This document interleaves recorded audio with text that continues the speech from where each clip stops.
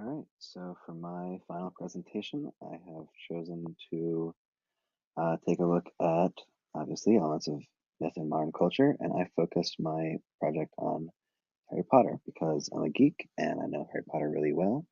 And I thought I basically wrote my second paper on a very similar topic, which is why mythology is continually studied, and I focused on the concept of fate versus free will, and more broadly on how myth and literature in general, but myth will ask real hard, unanswerable questions.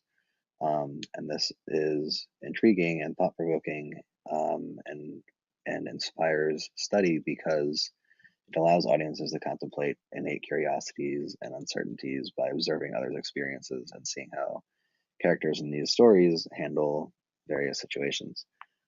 And then obviously more broadly, themes are always universally and globally applicable. Um, so the three pieces of myth that I looked at for this um, study were again fate versus free will, the hero's journey, and mythological references, particularly in the connection to Harry Potter, focusing on magical creatures. So first, I think my strongest, or sorry, first I'm starting with my weakest connection, not necessarily weakest in connection, but maybe weakest in why myth is still present in modern culture.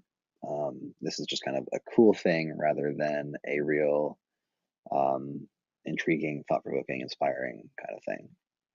So, with mythological creatures, we're looking at Cerberus, a three headed dog, centaurs, giants, and a phoenix.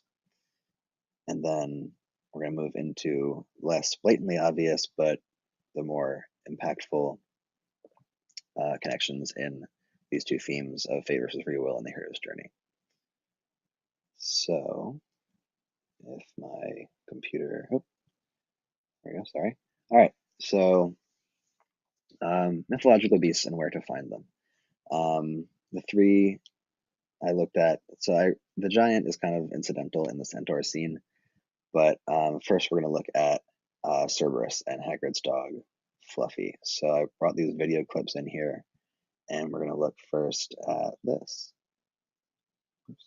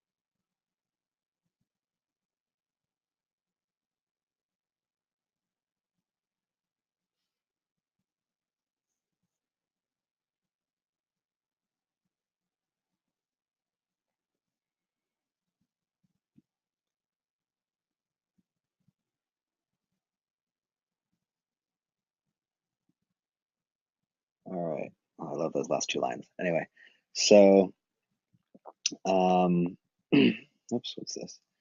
So Cerberus in mythology is a hellhound. He's meant to guard Hades and prevent dead souls from leaving hell and to prevent others from, or living ones to prevent living ones, sorry, from entering hell. So if we look at this link here,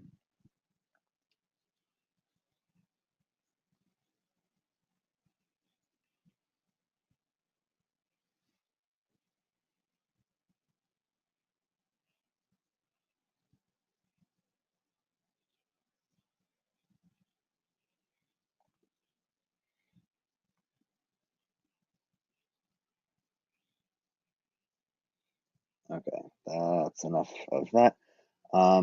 So what we see here is that there's a really strong connection between the way Cerberus is portrayed in myth and the way that Fluffy, that three-headed dog in Harry Potter, is kind of protecting that trap door, which, if you're familiar with the series, leads down to various chambers, at the end of which is uh, the Sorcerer's Stone and Voldemort. So this gives Harry access to both rich reward as well as his enemy. And then the dog is protecting it the whole time. Moving on to centaurs. Centaurs are kind of an amalgamation of both um, barbarity and wilderness, as well as knowledge. There are both aspects present in centaurs in ancient myth, and they're both present in Harry Potter as well. In this scene I have here from the Order of the Phoenix, you see Professor Umbridge being carried into the forest by centaurs because she's an awful, horrible human being. But I thought it was really interesting the way that the barbarism is presented in their attacks on her and on the giant that you'll see. But so they're barbaric in that way, but they're also intelligent in that they know really what's right and they're able to prevail in that way. So let's take a look at this scene real quick.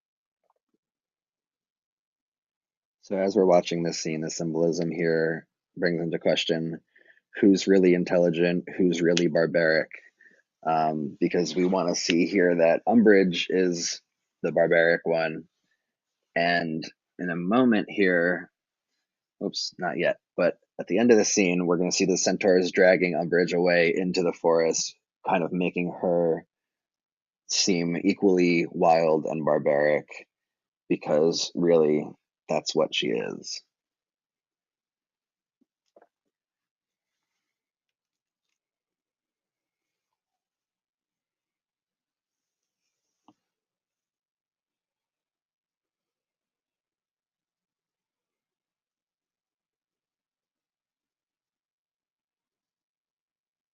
And there she goes because she's awful. Not that I have any feelings towards her or anything. So let's move on to Fawkes. This one is perhaps the most incidental